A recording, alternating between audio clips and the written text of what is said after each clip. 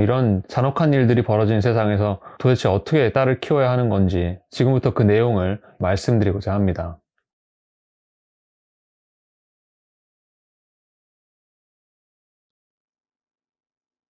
안녕하세요. 딸 키우는 부모님들을 위한 자존감 탐구 딸부자TV의 신우석 소장입니다. 저는 올해로 8살인 딸을 키우는 아빠고요. 놀자 딸 육아연구소를 운영하면서 딸 키우시는 부모님들께 유대식 교육을 바탕으로 한 딸 맞춤 육아법을 교육하고 있습니다.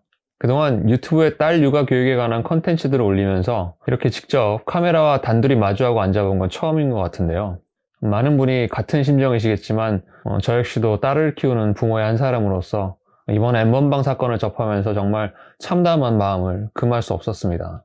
우리 가정이나 주변 누구에게라도 일어날 수 있는 일이니까요. 그래서 딸을 키우시는 부모님들께 조금이나마 도움이 될 수 있으면 좋겠다는 마음에서 이 영상을 찍게 되었습니다. 이번 일이 있고 난 뒤에 딸 키우시는 많은 부모님들과 이야기를 나눴는데요. 그 중에서는 기사를 한 번도 끝까지 읽을 수가 없을 정도로 분노를 금할 수가 없다는 말씀하시는 분들도 계셨고, 이런 잔혹한 일들이 벌어진 세상에서 도대체 어떻게 딸을 키워야 하는 건지 질문을 하시는 분들도 계셨습니다. 저는 그 질문에 딸 키우는 부모가 가져야 하는 3가지 자세라는 내용으로 답변을 드렸고요. 지금부터 그 내용을 여러분들께도 말씀드리고자 합니다. 첫 번째는 세상의 위험에 대처하는 자세입니다. 유대인 속담 중에는 이런 말이 있습니다. 세상은 사기꾼들로 가득하다. 세상은 원래 위험한 게 당연하다는 의미입니다. 그런데 이 말을 자칫 오해하면 억울한 마음이 들 수도 있습니다.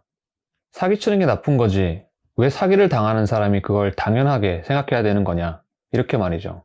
하지만 그 말의 진짜 의미는 언제든지 누구라도 위험에 처할 수 있으니 지혜롭게 대비하라는 뜻입니다. 부모라면 누구나 우리 아이를 모든 위험으로부터 보호할 수 있기를 바랍니다. 하지만 현실은 결코 쉽지 않죠. 아이들은 아직 자신을 스스로 보호할 힘이 부족하고, 때로는 부모가 아무리 노력해도 아이가 위험에 노출되는 것을 막기 어려울 때가 있습니다. 세상이 하루가 다르게 발전한다고 하잖아요. 그만큼 우리 아이들이 겪을 수 있는 위험 또한 계속해서 나쁜 쪽으로 발전하고 있는 것 같습니다. 세상은 위험한 일들로 가득하다는 것을 분명하게 인정하고, 누구도 그 위험으로부터 안전하지 못하다는 것을 받아들이는 것, 남의 일, 혹은 아직 벌어지지 않은 일이 아니라 지금 당장 대비해야 하는 내일로 생각하는 것이 우리 아이를 위험으로부터 최대한 지킬 수 있는 길이라고 생각합니다. 두 번째는 평소 아이를 대하는 자세입니다. 아이를 지키는 부모의 역할은 아이가 위험에 빠지는 순간을 기준으로 그 전과 후로 나눠볼 수 있습니다. 저는 아이가 위험에 빠지기 전, 그러니까 평소에 우리가 할 수 있는 가장 확실한 대비책은 바로 부모와 아이가 애착 관계를 제대로 형성하는 거라고 말씀드리고 싶습니다. 이번 사건을 접하면서 많은 기사 내용을 봤는데요. 그 중에서 가장 안타까웠던 내용은 사건의 가해자가 부모에게 알리겠다라는 말로 피해자 아이들을 협박했다는 것이었습니다. 딸들은 대부분 관계지향적인 성향이 강합니다. 다른 사람들과의 관계를 중요시하기 때문에 자신의 잘못으로 인해 다른 사람들, 특히 부모와의 관계가 손상되는 것을 가장 두려워합니다. 그래서 다른 사람들에게 사실을 알리겠다, 이런 식의 협박에 극심한 공포를 느끼게 되는 거죠. 그럼 아이는 사건을 겪으면서 느끼는 공포, 혼자라는 느낌, 그리고 극심한 무력감에 시달리면서 2중, 3중으로 고통을 받게 됩니다. 만약 아이에게 부모님이 온전한 내 편이고 나를 분명히 지켜줄 거라는 그런 확신이 있었다면 어땠을까?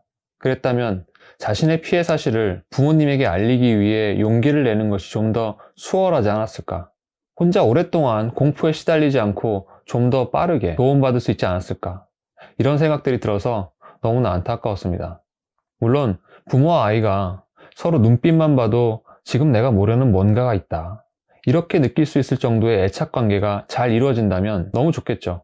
하지만 대부분의 딸들은 선천적으로 자기 속마음을 가리는데 무척 능숙합니다. 그만큼 아이와 깊이 있게 애착 관계를 형성한다는 것이 어려울 수 있다는 거죠. 하지만 아이와 애착 관계를 방해하는 가장 큰 요인은 바로 이런 생각이 아닐까 싶어요. 요즘 애들은 우리 때랑 달라도 너무 다르다. 저 나이 때는 다 그런 거지 뭐. 이런 생각들 말이죠. 그렇게 아이의 행동을 판단하는 것에서 벗어나 아이의 마음을 궁금해하고 아이의 관점에서 소통하도록 노력한다면 아이는 그런 부모님의 모습을 통해 자신을 향한 관심과 사랑을 더욱더 확실하게 느낄 수 있을 거라고 생각합니다. 이번 사건을 저지른 놈들은 정말 짐승만도 못한 놈들인 게 맞습니다. 하지만 그런 놈들이 아무런 죄의식 없이 활개치는 세상을 개탄만 하기보다, 혹은 나라든 기관이든 누군가 먼저 우리 아이들을 보호해주기만을 기대하기보다 마치 숨 쉬는 게 당연한 것처럼 평소에 아이와 마음으로 소통하고 얼마나 너를 사랑하는지 표현하고, 그렇게 너에게는 얼마든지 믿을 수 있는 든든한 에어백이 있다는 확신을 주는 것이 우리가 아이를 예상할 수 없는 위험으로부터 지키는 최선이라고 생각합니다. 세 번째는 상처받은 아이를 대하는 자세입니다.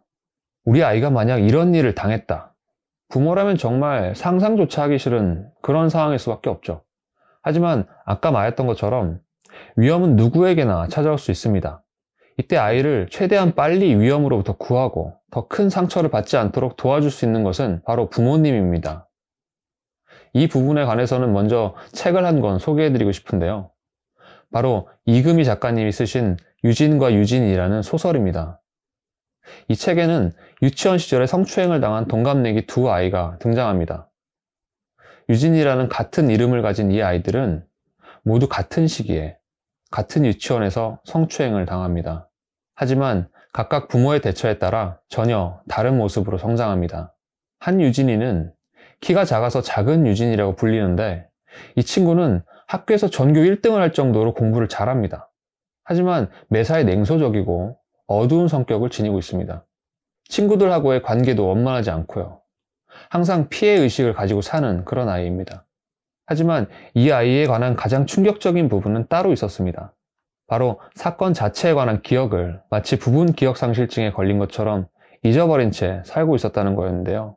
소설 속에서는 아이를 그렇게 만든 원인이 체면을 위해 사건을 덮어두고 아이를 냉정하게 대한 부모 때문이라는 것을 분명하게 말하고 있습니다.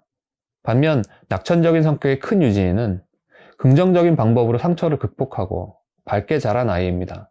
이 친구는 공부는 잘 못하고 덜렁대죠. 하지만 친구들하고의 관계가 좋습니다. 무엇보다 자신과 같은 상처를 지닌 작은 유진이마저 감싸는 그런 성숙한 모습을 보여줍니다. 그리고 그런 유진이 곁에는 아픈 상처를 따뜻하게 감싸주고 전적으로 유진이의 편이 되어준 부모님이 있었습니다. 이 소설을 읽으면서 저는 참 놀랐던 게, 어떻게 같은 나이에 같은 일을 경험한 아이 둘이 이렇게 다른 모습으로 자랄 수 있었을까 하는 거였습니다. 과연 나라면, 만약 우리 아이가 이런 아픈 일을 겪게 되었다면 큰 유진이 부모님처럼 해줄 수 있었을까? 이런 생각도 들었고요.